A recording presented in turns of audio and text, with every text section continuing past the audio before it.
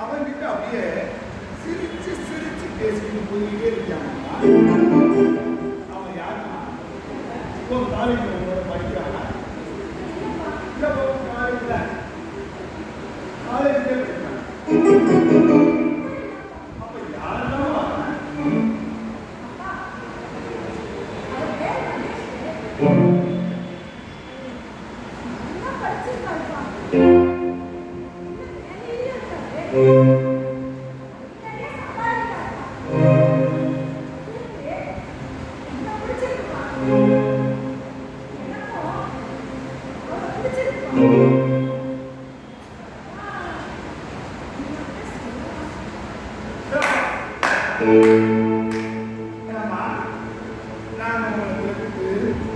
வளர்த்து படிக்க வச்சு வெட்டரி டாக்டர்